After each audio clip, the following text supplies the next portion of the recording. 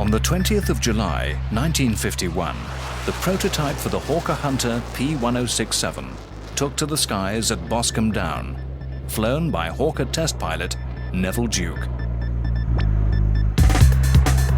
50 years later, at Kemble Airfield in Gloucestershire, Delta Jets organised a celebration to mark the 50th anniversary of that flight. 15 flying hunters in civilian hands gathered at the airfield for a flying display that would climax with a dramatic finale of a 15-ship hunter formation. What followed was an airshow that none of the crowd would ever forget.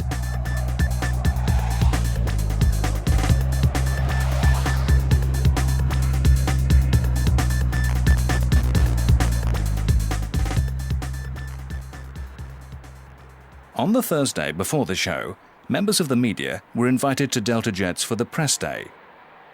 Okay, well, today is press day.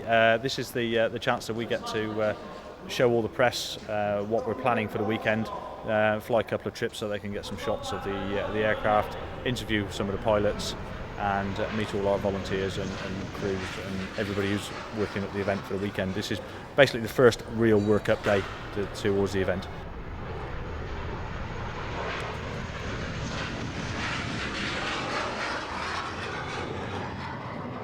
The media were treated to some spectacular flying, including low-level flypasts by Dave Room and Andy Cubbin, both pilots at Delta Jets.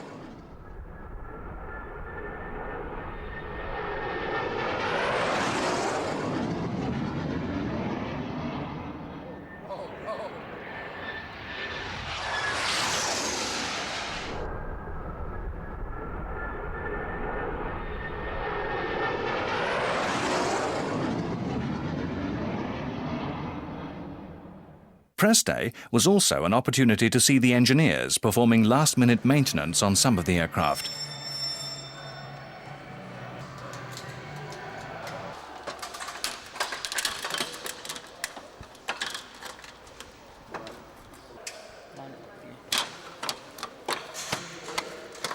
Yeah, this is the transportation brake. It's where you remove the rear fuselage for engine changes. So now, after it's had its engine change, it's had all the bolts wire locked, and now we're putting the cover over the top of it. Hunter G. Vita was still undergoing engine runs.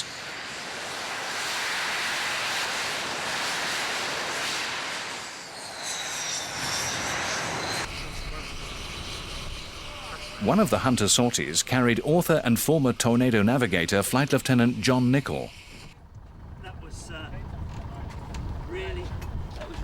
Really excellent. That's flying at its best. You can't beat a bit of low level in a 50-year-old British aircraft. That's how it is. The airshow here, we hope will be impressive to the crowds. It is actually relatively simple. It's 12 acts spread over 3 hours.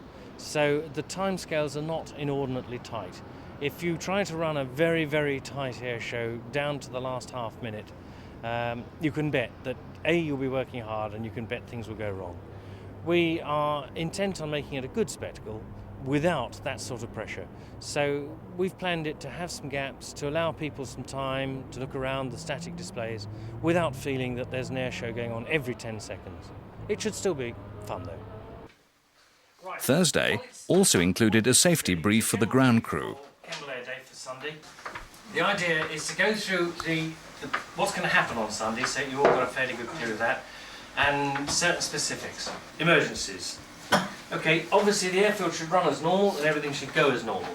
If, God forbid, something goes wrong, there is an emergency plan which will be put into effect.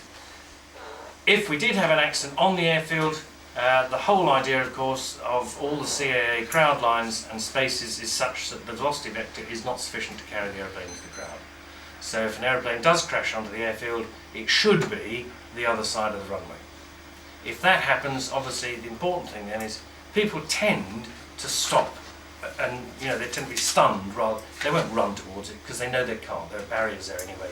They will inevitably tend to group towards the point, and there will be broadcasts asking people to stay where they are. And in the initial moments after a crash, people will be asked not to try to leave the airfield. because emergency service will be coming in, and obviously we don't want their route blocked. The Sunday of the show dawned after a very wet Saturday. The crowds poured in, but all eyes were on the weather. If the cloud base was too low, the finale could not take place.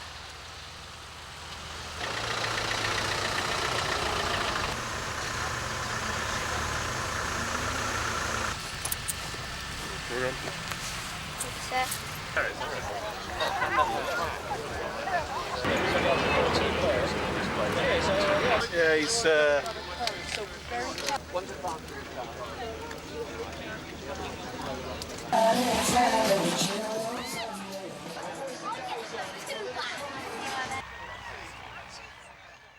Traders' stalls, flight simulators and fairground rides gave the crowd plenty to do before the flying display started. But the real enthusiasts were there to see the aircraft.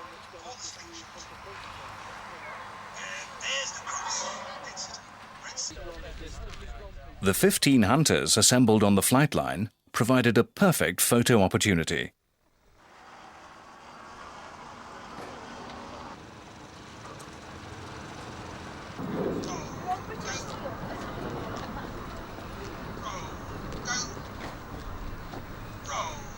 Whilst the crowds continued to arrive, the ground crew were busy preparing the aircraft.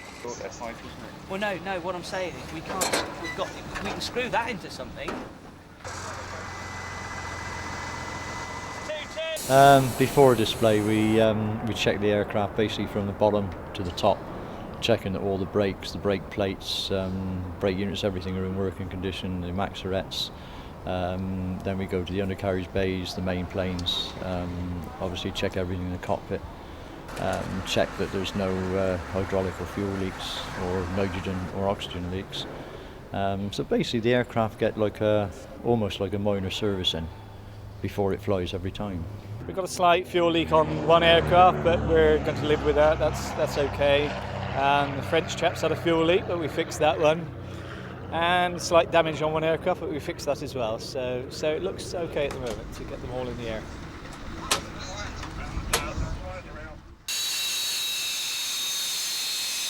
The first signs of life on the flight line were two Swiss hunters taxiing out for a last-minute practice display before the show started.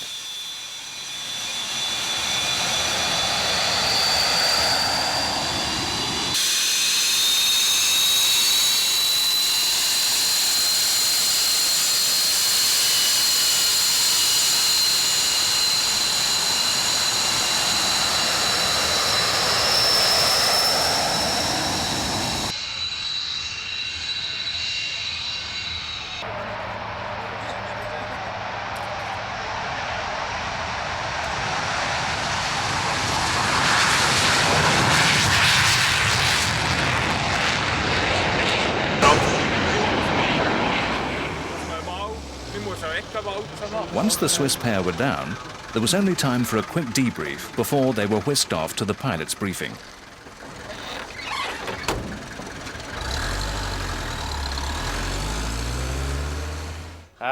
In time-honoured fashion, we'll start with a time check, and it is 3 seconds to 11:07, 11:07 and 3, 11:07 and 5, 11:07 and 8. Basically, the warm front that gave us all the problem yesterday is drifting away to the southeast, and it is getting brighter as we speak.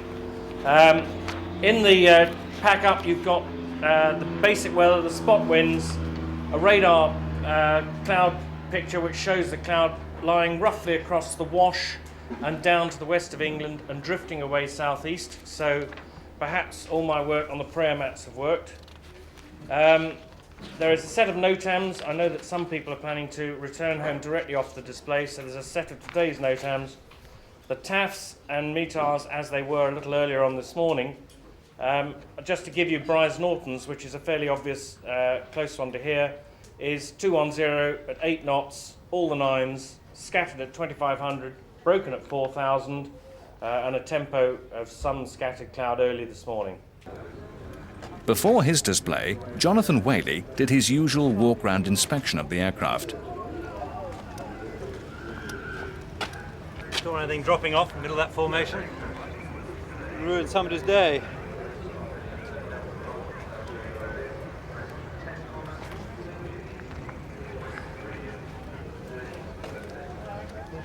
Just landed, need the gloves on for this bit. It's still hot. But you've got to check it actually moves. Because it actually expands, and when it gets hot, it actually expands by an inch and comes back about an inch and a half. So just check that. You can move it. But it is still hot.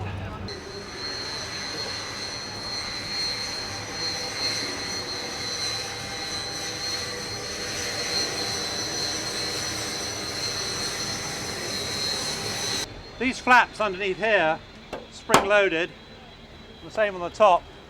When the engine can't get enough air actually in through here, it actually sucks those open and actually get more air inside.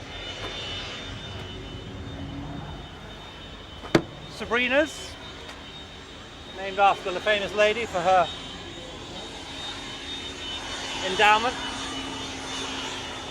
That's it, go fly.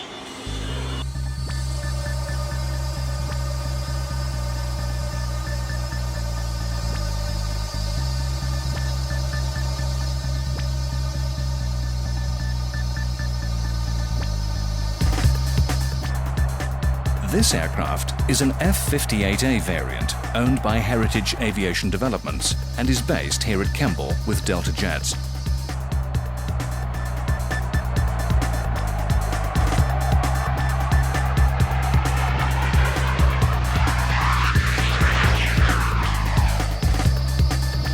Built in 1956, the aircraft saw service in Germany with No. 3 Fighter Squadron, before being sent to No. 229 Operational Conversion Unit at Chivener.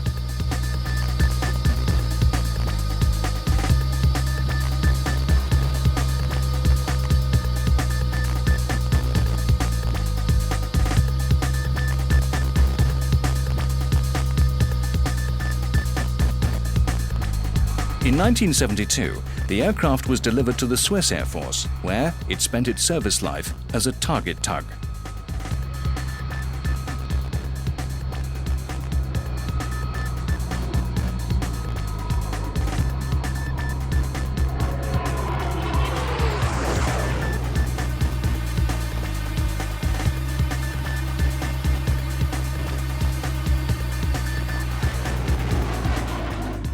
The aircraft was acquired by Jonathan Whaley and Heritage Aviation Developments in 1997. After restoration by Jet Heritage Limited, GPSST took to the skies in early 1999.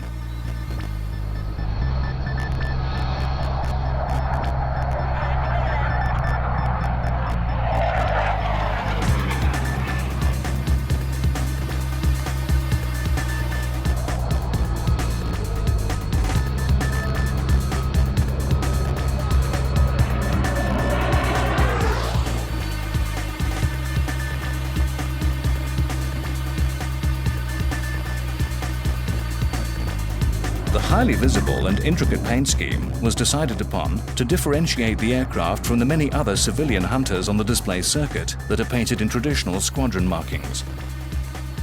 Jonathan also decided on the name, Misdemeanor.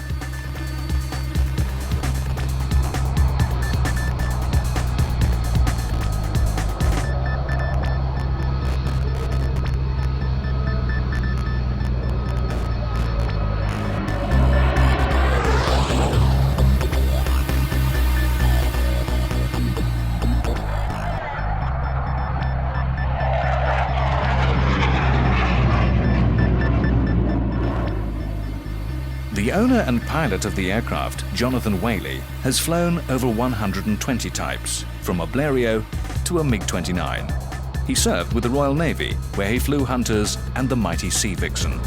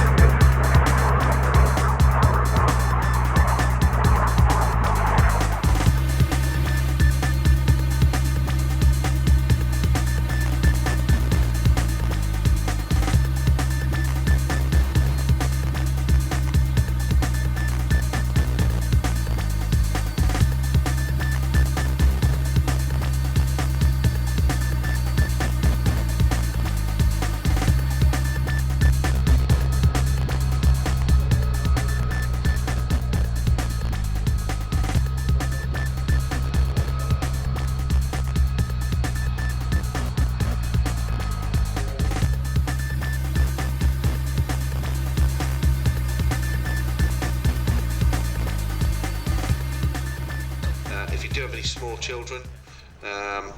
I'd suggest you get some ear protection for them. Because 2 aircraft from the Delta Jets fleet, Black Hunter T-7B, flown by Andy Cuban, and the Folland Gnat, flown by Dave Room, took off for a formation display.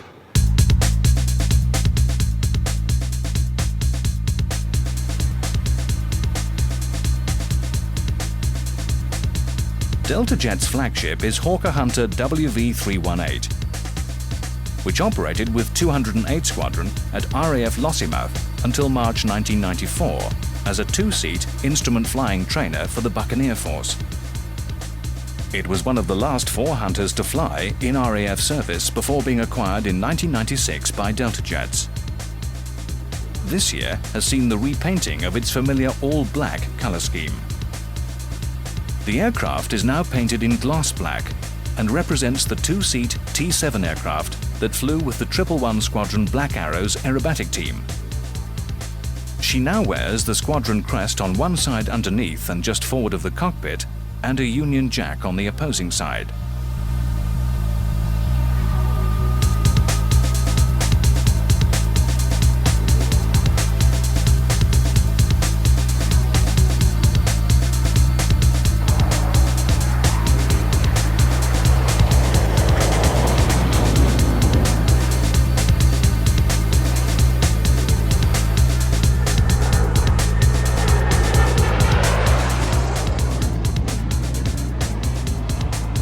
The Folland Gnat was the RAF's advanced jet trainer for many years. It was also made famous as being the mount of the Red Arrows in their formative years.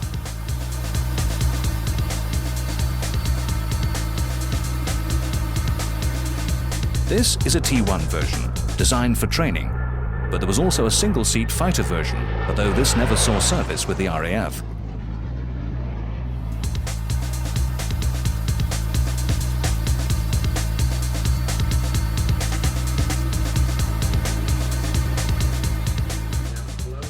Many Hunter pilots would have flown the Gnat as part of their training. This example, built for the RAF as XR538, served with No. 4 Flight Training School at RAF Valley and probably visited Kemble many times whilst in service. Now in private hands, the aircraft is being operated out of Kemble for the foreseeable future.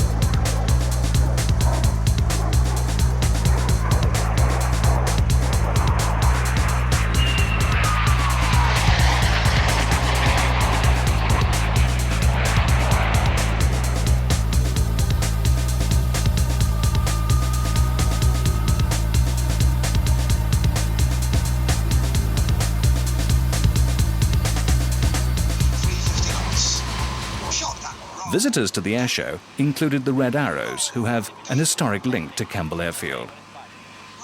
The Red Arrows have a great history here with Kemble. I mean, in this very hangar that we're standing in was their base for 13 years. And they were here as part of the Central Flying School in the 60s and continued here right the way up through 1983, I think they left the airfield. So, I mean, this place is steeped in tradition with the Red Arrows, and you can't really have an air show at Kemble without the Red Arrows.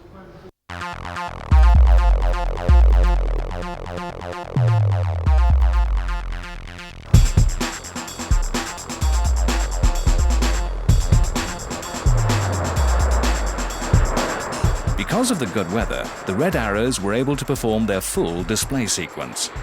Always impressive, the Red Arrows act as ambassadors for the RAF wherever they display in the world.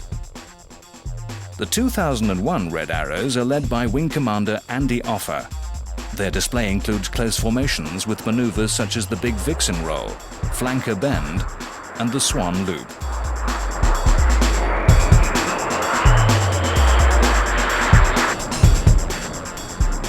The Reds fly the BAE Hawk, their replacement for the Gnat, the RAF's modern advanced jet trainer.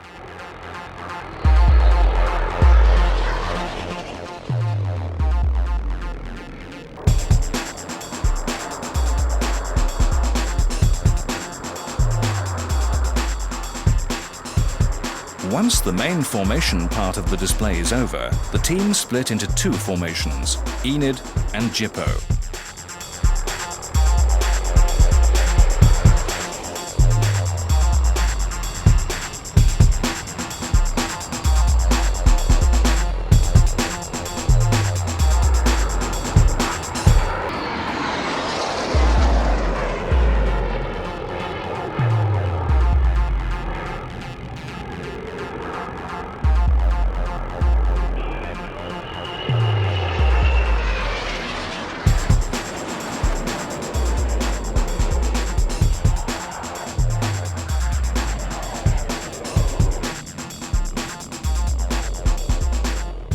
One of the more romantic parts of the display is appreciated by one of the Swiss pilots.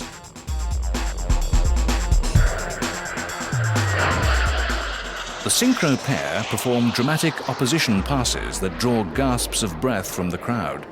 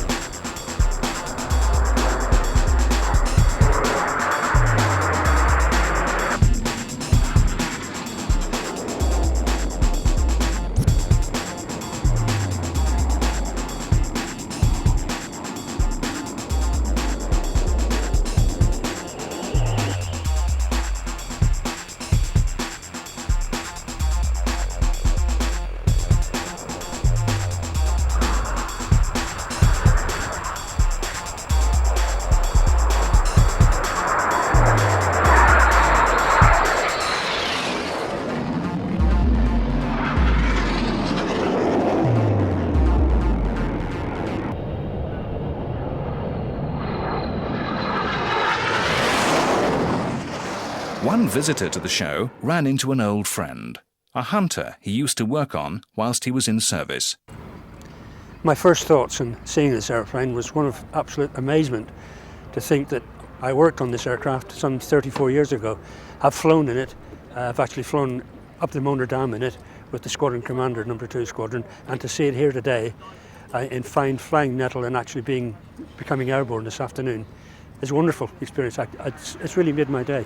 The rest of the day will be brilliant, but this is incredible to see WV-372 here sitting on the PAM and be flying later on. One of my favourite memories of working on this particular aircraft, myself and another engineer were involved in replacing the canopy. It had to be replaced because of crazing on the top and obviously obscuring pilots' vision at high speed. And during the operation, we became trapped in the cockpit. The jettison mechanism seized and we were in there in a very, very hot, it was in July in Germany, a very hot day for about 5 hours. And we were told it was our own fault because we weren't doing the job properly, and that's why the canopy had jammed. But that was one of the experiences.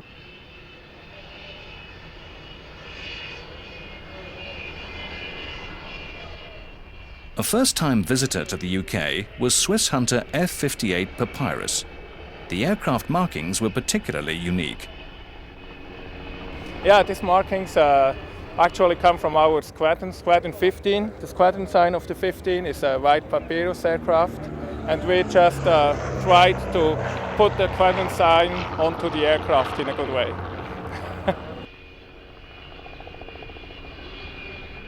On the formation, well, we have a big program. It's first starts with a sequence with formation. Then we have a sequence in between with one plane only, alternating, the white one and the double seated. And to end we have a formation part again before the landing.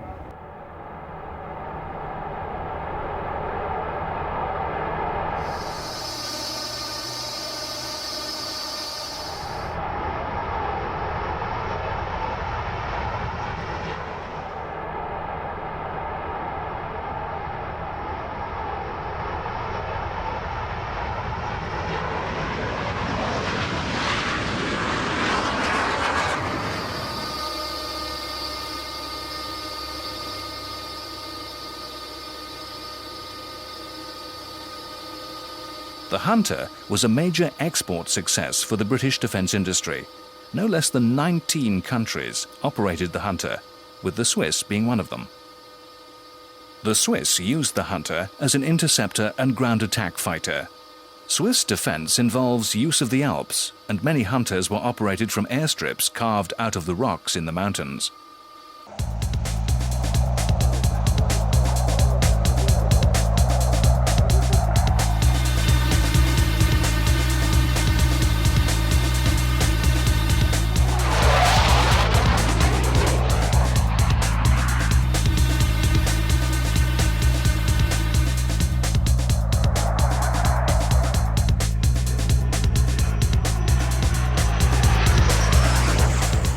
The Hunter served with the Swiss Air Force for almost 37 years and was used as the mount for the Patrie de Suisse display team. In fact, many of the Hunters on the display circuit used to belong to the Patrie.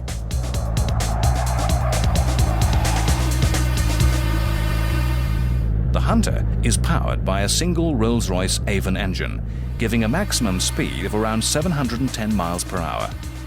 The Hunter can operate at up to 51,000 feet. Armaments on the single-seat versions included 4 30mm Aden cannon, 2 5,000-pound bombs, 2 1,000-pound bombs, as well as a rocket-firing capability.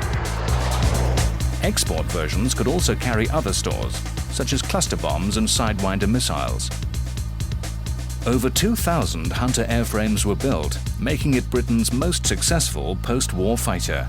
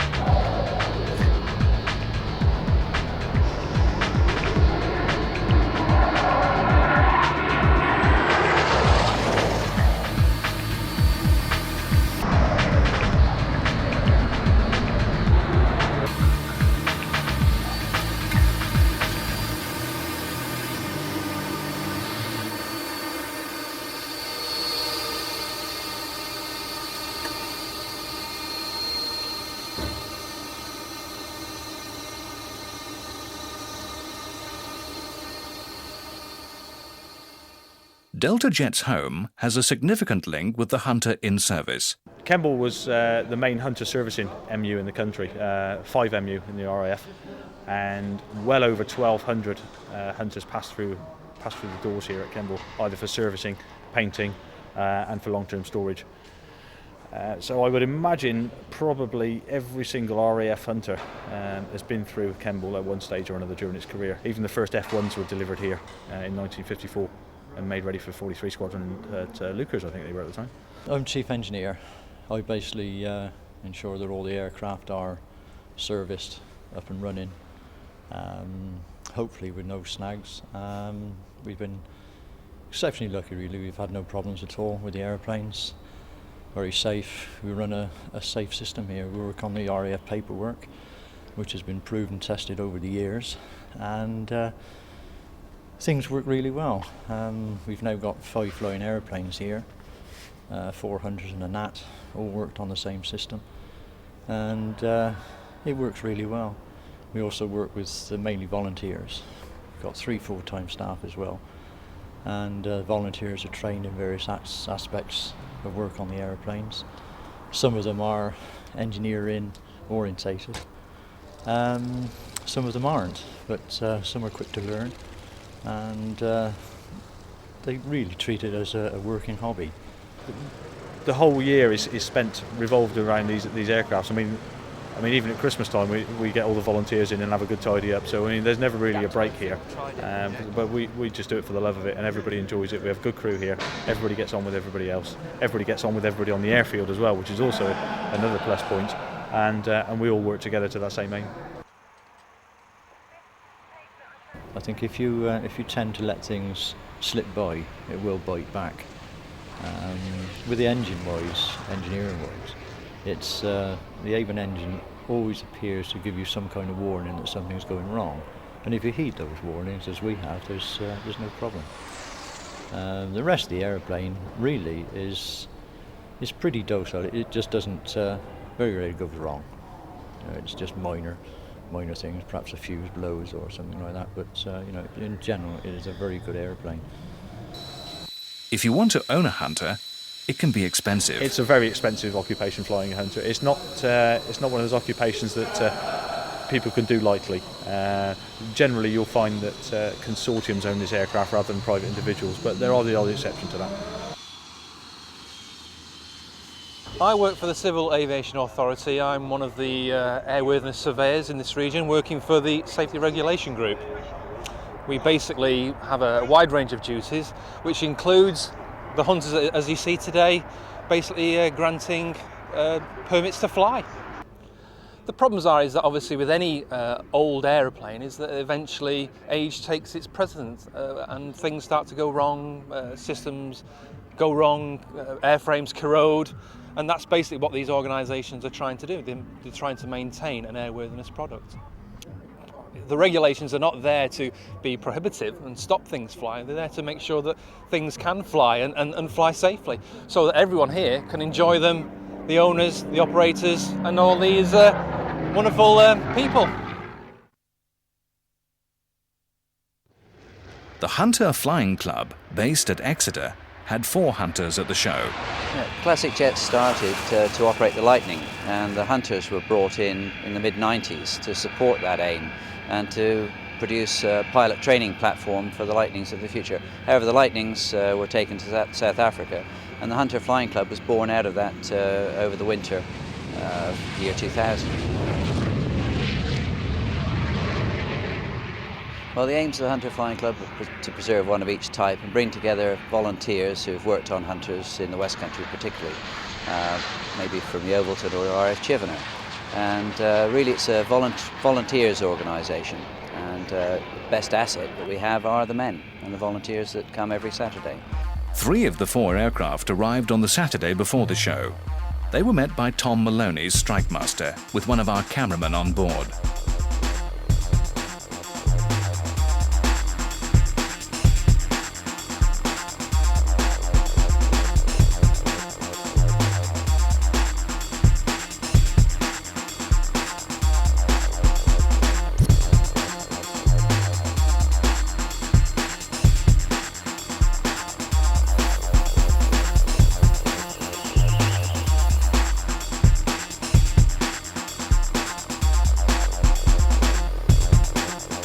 This aircraft is a PR-11 photo reconnaissance version that saw service with both the RAF and the Fleet Air Arm, whose colours it flies in today. Its first flight in civilian hands was in August 1999, and it is the sole remaining airworthy example.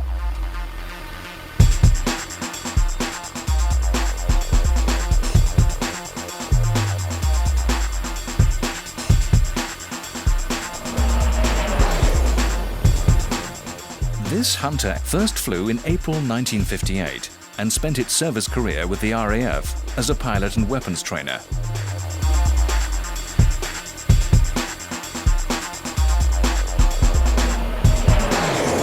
XF516 is another F6A variant and is owned by Peter Hellier.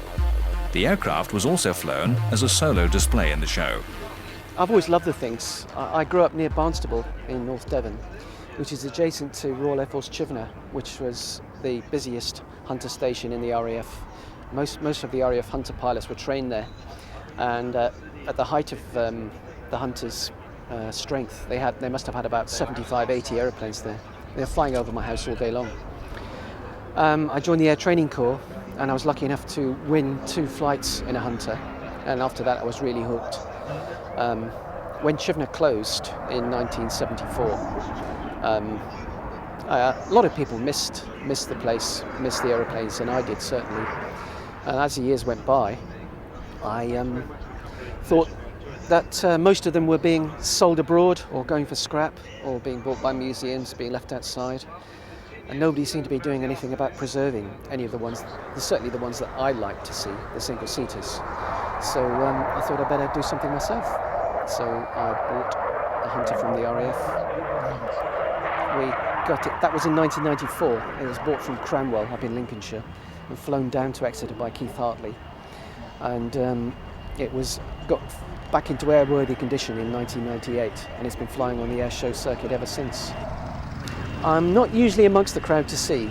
I hope they like to see it. I don't really know. I think they do. I think they like the noise it makes. It makes the blue note, which is the characteristic Hawker Hunter noise. It's very difficult to describe, but nothing else sounds like it.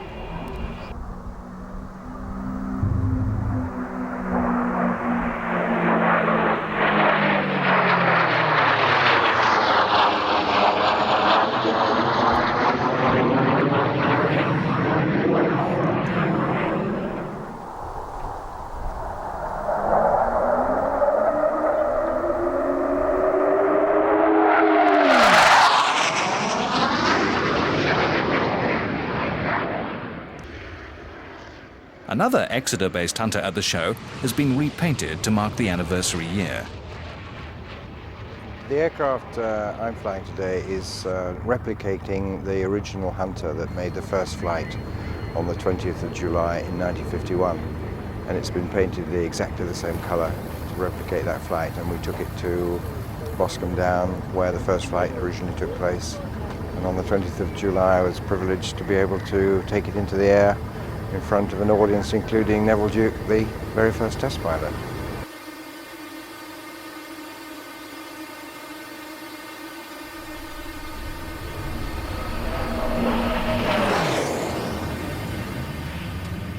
On September 7th, 1953, flying out of Kemble Airfield on the Sussex coast, Neville Duke flew the Hunter into the record books, achieving a world record speed of 727.6 miles per hour.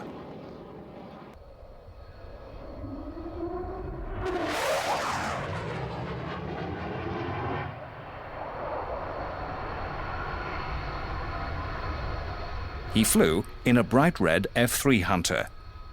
The aircraft he flew was actually the P1067 airframe from the Hunter's maiden flight.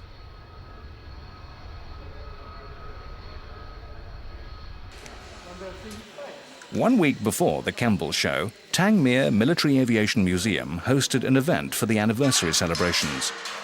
Neville Duke himself posed for pictures in the original WB-188, which now resides at the museum.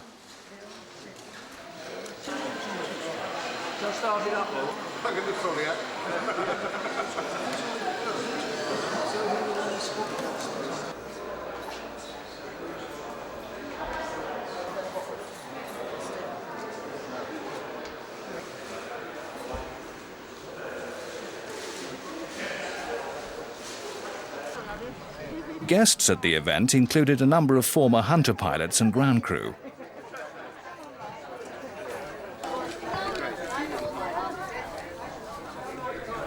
Stand up and have a look over there. Have a look at the man. The visitors were treated to a display supplied by the Hunter Flying Club.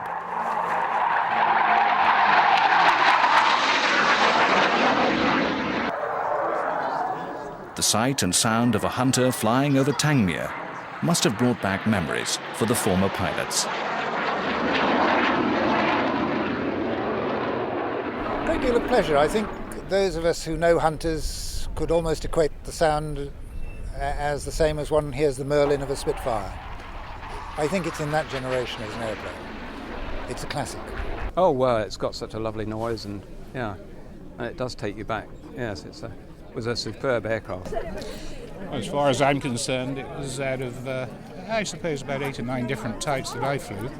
That aircraft was the best of the lot by far, both in terms of its ability to fly, its operational capability. I was an aide during the Radfan campaign, and also the feeling one had in the aeroplane. Your hands knew precisely where to go, absolutely right. I'd have liked to have been up there just now. So would I. Yes, I couldn't agree more. I think the sensitivity, it's an airplane that you felt was part of you as you flew it. I mean, the reputation would say the Spitfire being similar, but I've flown it, but I never flew it enough. So I think the Hunter, more than any other airplane, I've flown a lot of them, was much more sensitive.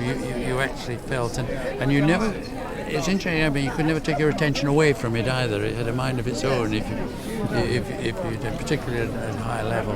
And I would spend a couple of years out in the Far East, and I spent about a year in and out of Borneo flying through awful weather and very difficult conditions, and the confidence we had in it was amazing, and it never let any of us down.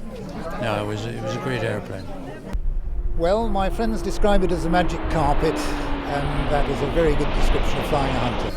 It was a beautiful airplane to fly, even the early ones, which may or may not have had technical problems, touch wood I never had. It was a pleasure to fly the aeroplane in whatever role we were trying to do. The 4 cannon, the Aiden cannon, 30mm, you could either select all 4 or just 2. So all 4 at 135 rounds per gun. You either fire 2 of those and double the time at which you could fire, or double the load. Very, very accurate indeed. You go down the dive and you could hit this sort of, I should say, about 2 feet thick stone walls, a couple of attacks with 30mm cannon, you go through it. Very, very accurate as well. So it was a superb platform for that particular armament. Rockets, they could go anywhere, I think. but they were pretty good if they hit the target, that's for sure. It was tremendously forgiving. It's a strong, rugged aircraft, and really it was whatever mistakes you made with it, you could really be to take it. I mean, it's a marvellous aircraft to fly in scissors and combat. You could actually push inverted and have all your flap down and do downward spirals, because often you wanted to get lots of drag very quickly to get behind the other aircraft and push like mad at opposite sides of the scissors. RAF ground crew were also fond of the Hunter. Possibly, I think, the reliability of the later Rolls-Royce engines. We didn't have a lot of trouble.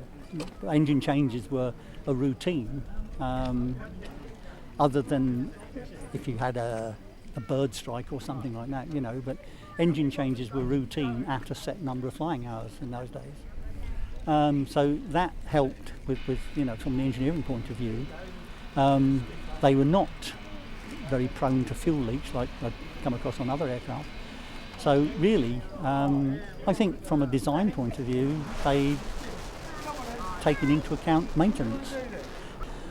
Well, if I tell you that between 6 o'clock one evening and 8 o'clock the next morning, we had had an engine out of a Hunter, into a Hunter, done the ground run, swallowed a lump of aluminium, took the engine out, put a new engine in, and it was back ready for ground run at 8:30 the next morning. That was with a team of 4. One pilot flew his Hunter through the span of Tower Bridge. It was the 50th anniversary of the Air Force, and we were the last fighters out of Tangmere. And really, I was amazed too that there was also 11 airmen on 3 different stations, counting that's West Raynham, that was Bircham Newton, and down here at Tangmere, who didn't know that it was the 50th anniversary. And really, the airmen, I wasn't worried about the officers, but the airmen, our ground crew, were such marvellous people, you know, giving us these marvellous aircraft and being paid to fly an aircraft like the Hunter. You know, that people give their, a king's ransom for to fly now, and to be actually paid to do it. And I just felt it was rather important from a historical viewpoint, and I just went up at low level, throttle back, and because I was worried. I didn't want any grandmother to have a heart attack or anything, so I just went very, very slowly, really, and joined the Thames. But it was an incredible thing, seeing all these beautiful bridges, and then the Houses of Parliament, as I turned the corner. But I was slightly angry because I couldn't exactly see where Downing Street was. And this is the funny thing, because I didn't have a target map with me at all. But I mean, Buckingham Palace I could see, because we kept well clear of that. I kept well clear of that because of they had all these danger areas around certain places, and that was deeply in your head, that one. And then I just turned down the river, and there were these lattice all round St Paul's, and I just went round the corner, and there, literally 6 seconds ahead, was Tower Bridge. And of course, all day and every day we were attacking targets, and the thought just very quickly went through my brain, well, it's an interesting proposition. So I got low on the river straight away, and that gave me 2 seconds advantage, and then I had literally 2 seconds to think about it and 2 seconds to do it, and decided that I'd go just miss the top of the bridge, because in that way I'd be going slowly through and I wouldn't cause any trouble with the people, because there was a bus crossing, there was a red bus crossing from the left, and really you could get 5 aircraft through if they were tight, and so there's nothing particularly difficult about it. But then at the last minute I saw these dirty great rivets around me that were they seemed to be several feet from my hood, and they were the biggest rivets I've ever seen in my life, and I suddenly realised that I had a fin behind, and my heart actually stopped, and I honestly thought the next millisecond it was going to take the fin off,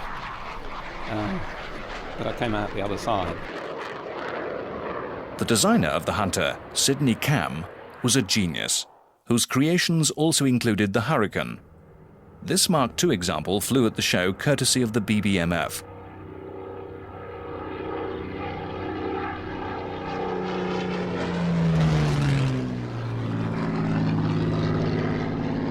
The Hurricane was the mainstay of fighter command during the Battle of Britain, but is often eclipsed by the Spitfire.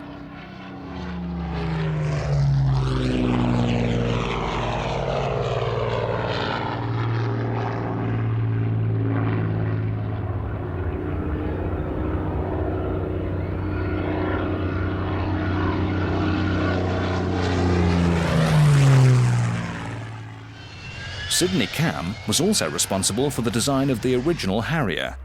This GR7 version, flown by Flight Lieutenant Dave Bradshaw, demonstrated the brilliance of Sidney Camm's design skills.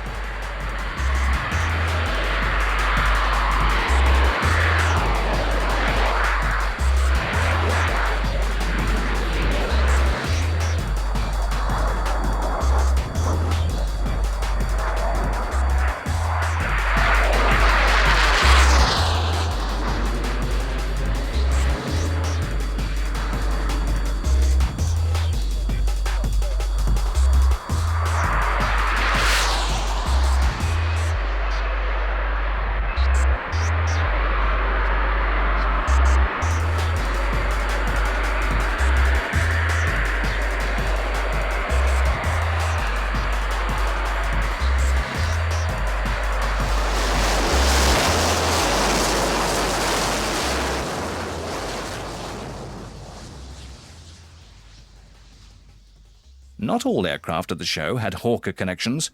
This Percival Pembroke provided plenty of photo opportunities for the crowd.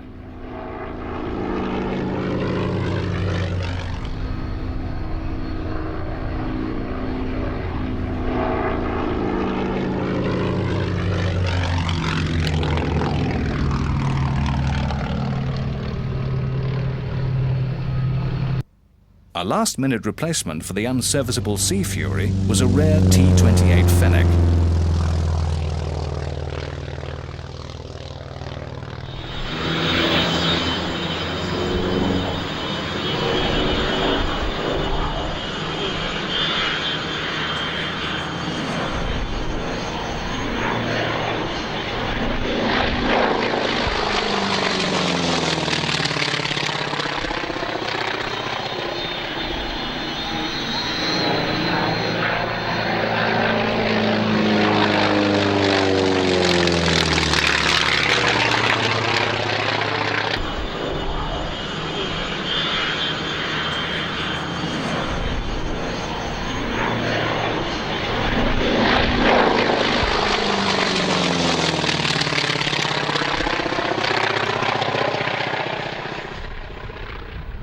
As the afternoon built towards its exciting climax, a solo Hawk from 19 Squadron at RAF Valley went through its display routine as the 15 hunters prepared to start.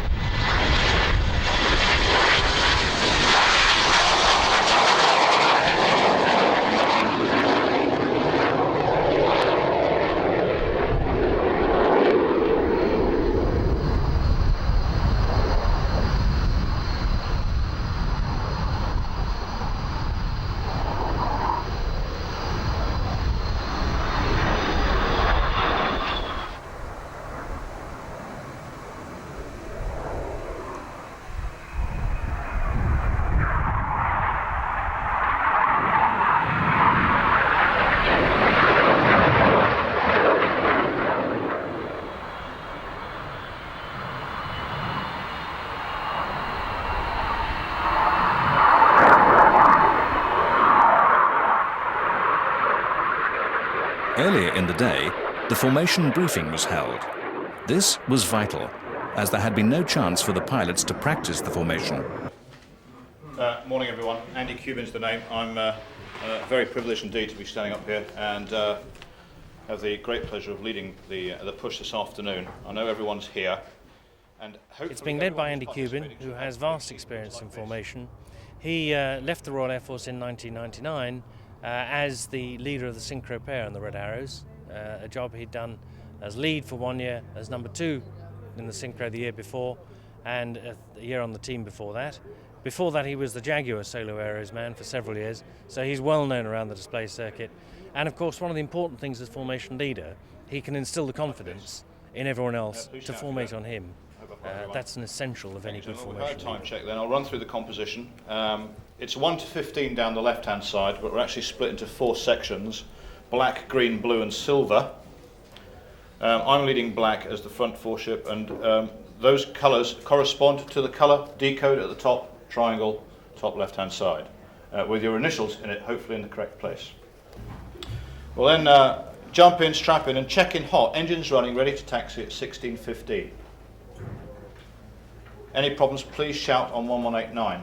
And if you're a loser, I'll need to know that as early as possible so I can come up with a loser plan in my head. More about that later. Taxi 1 minute later, 16:16. So we will be taxiing around whilst the Hawk is displaying. Stand by to vacate the runway in a hurry if he needs it. Aiming to take off at 16:30. The TOT is nominally 16:52. That's variable by a little bit. Will come through when we're good and ready. And the recovery, which is complex, will be in the 5-minute block between 55 and 1700, and if that overruns, so be it. So that, and then the references are different from what you're probably used to. This is to give people a bit of bouncing room and to make the formation nice and big when we get here. So the references are these: wingtip on the nose, split the wing so you'll step down a little bit from the aircraft you're flying on, and look straight down the elevator hinge line. Bear in mind that some of the elevator hinge lines might be difficult to see, so you have to imagine what they are. Please go out to your aircraft sometime during the day and make sure you're absolutely happy where that is. Okay, departure and join then. We'll all taxi across to the north side and be on the Belfast pan effectively. 15 of us clear of the runway. And when we say go, roll onto the runway, power and go. Aiming to be something in the order of 10 seconds stream. High, low takeoff, and I'll start high. So look at the aircraft in front of you. I'll go high, number 2 goes low, vice versa all the way through. So we try and reduce the jet wash problem. I will extend to 1,000 feet and then turn right and stop accelerating at 300 knots. Black, cut the corner and join nice and comfy in box. Green, you're doing the same thing. Give yourself 10 or 20 knots to catch up. Blue, you're turning left after takeoff, straight after takeoff, Dave. Okay, cut in the corner and we'll meet a couple of minutes on the southbound towards Lynham. And silver, you're turning left to catch up. We'll join at 300 knots at 3,000 feet for black and green, 2,000 feet for blue and silver, till everyone's happy with the speed and the overtake, and then blue and silver can come up to 3,000 feet and we'll proceed down to Lynham at 3,000. We'll then transit south to Lynham, west across Bristol Lulsgate, coasting out at Weston-super-Mare, north till we hit the coast, east till we hit the Severn Bridge. Then the formation will get together on this eastern leg and then we'll do the fly past. Hunter formation, ready to departure. Roger, Hunter formation, depart your discretion, 280, 10 knots. Then it began. 15 Hunters, one after the other, powered down the runway at Kemble.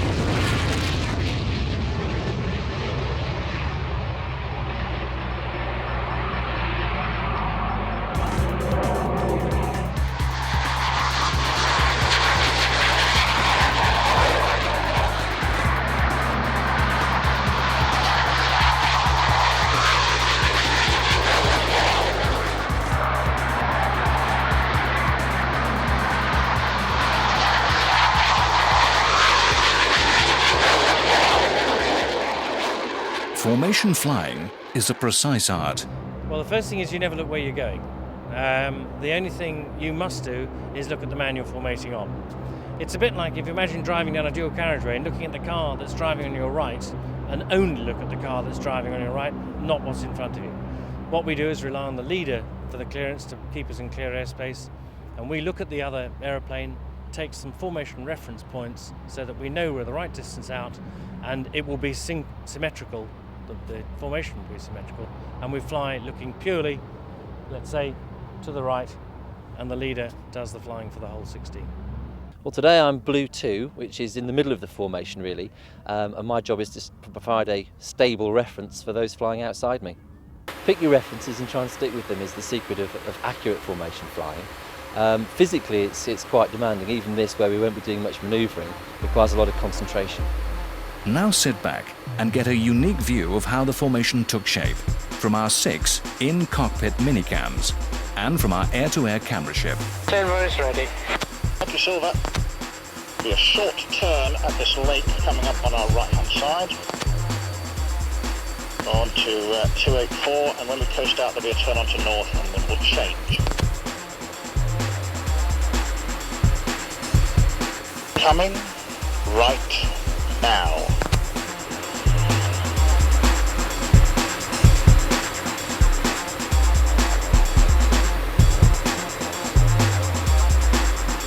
Black rolling out. Steady 250.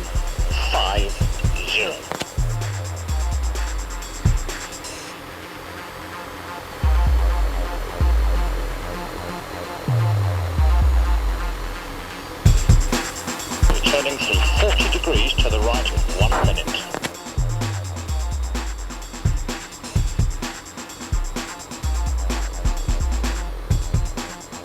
Coming right now.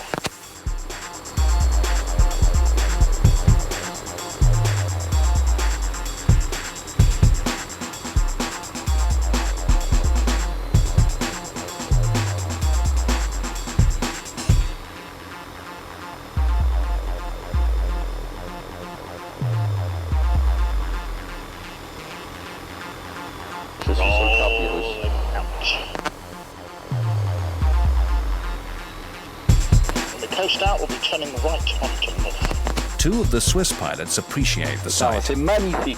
Heureusement qu'il rallonge la sauce. C'est superbe. Ah là, c'est génial. Il a fini de virer quand à un moment. Blue 3 and Blue 2 clear join. Terrific. Blue 2.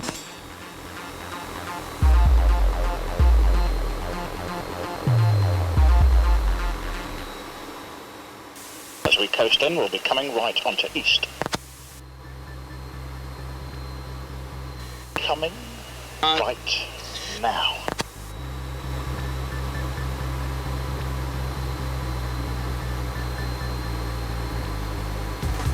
Ouais, c'est juste, c'est juste. On va peut-être passer de l'autre côté. Ouais, c'est juste, on en est là. Voilà, maintenant tu peux passer de l'autre côté. Ah voilà, le bleu. Clear join. Green. Alors, les green join. Blue, clear join. Ok. Voilà, c'est là, on en est là. Power.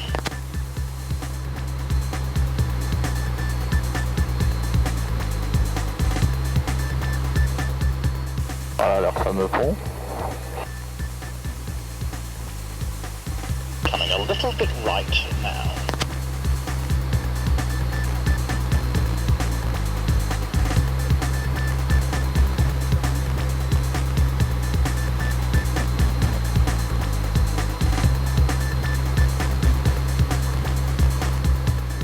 Campbell, 4 minutes. 4 minutes, roger. Silver, join. Take him up. Holding down.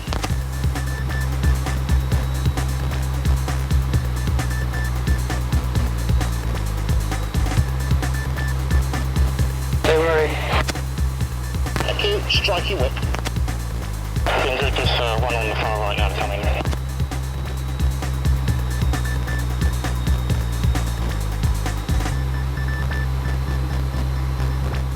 2 jets, far left and far right, tuck in just a tiny bit.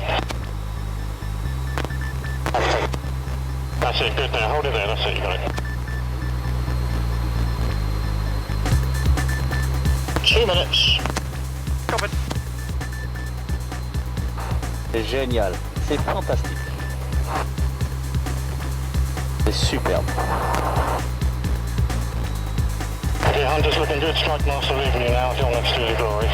On the ground. 1 minute. Okay.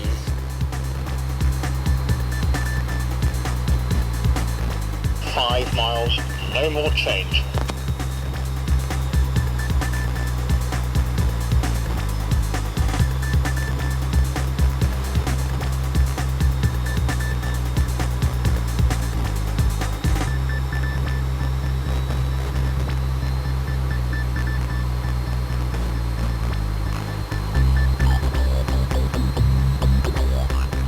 And then, there it was.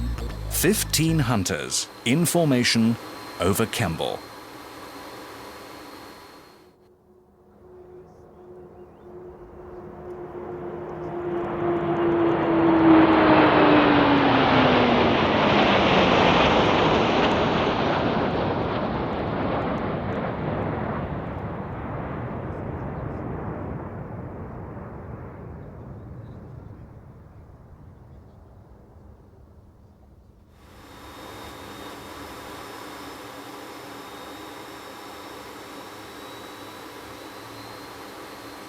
Black 3, clear away. Black 3. Well done, mate. Good one. Once the formation had passed, a complex plan to get all the aircraft on the ground was put into place. This gave the crowd another chance to see some of the hunters flying past once more.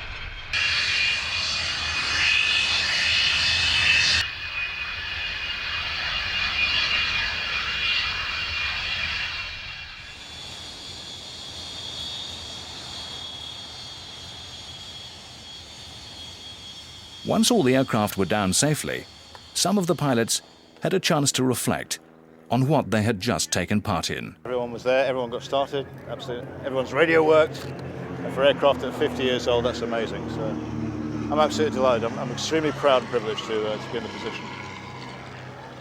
Very emotional. Need a beer. Yeah, no, it was tremendous. It really was.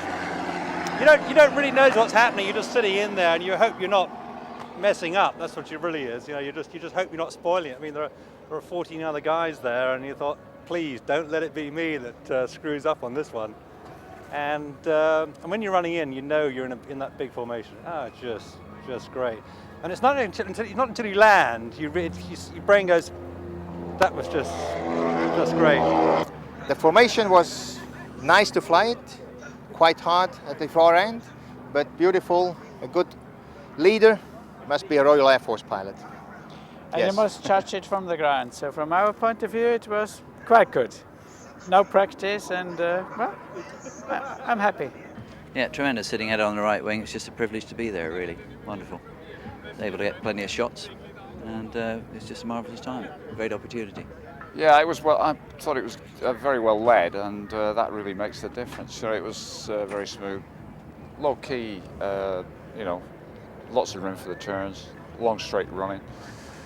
Not much for us to do except fly formations, and that's why it should have been, because we'd not done it together before. So that you know, what we did was actually the first practice, and it wouldn't have worked if it hadn't been so well led. It was very good. I don't reckon that's going to happen again, so almost brings a tear to the eye. Seriously. Absolutely fantastic, mate. That's really great. Really, really good. And this mixed crowd, with single-seaters, double-seater, old ones, Navy ones, Swiss ones, French ones, that was All sorts. that was Really, really good. Really good. Looked absolutely great from down We enjoyed it. Really good. You looked as though you were enjoying it. Well, but they promised there is a beer at 5:45. So Absolutely. we have to hurry up for that. Definitely. Mine's the first round. Well, yeah, that's something. Like all formations, you're working hard at the time, so you sit there in formation, you hold it in, you go across, and having gone across and we turned off to the south to start sort of splitting up to rejoin, I suddenly thought, I've probably taken part in the last big hunter formation ever. It's quite something. I think actually flying over the field, because you could see the reflections of the cars, you could see all the people, and could see quite a few flashlights going off as we actually approached the airfield boundary. So yeah, quite moving really, and obviously all these aircraft around me. Very nice indeed. Well, I must admit, as I went to bed last night, I thought, we had had more rain than I expected, and the forecast was all grey and cloudy and not very good. And I came down here today, and all those prayer mats I've been using, worn out, paid off. Thank you, God. Terrific. It was a lovely day. It's worked well. Everyone's been happy, and I think it's been safe and successful.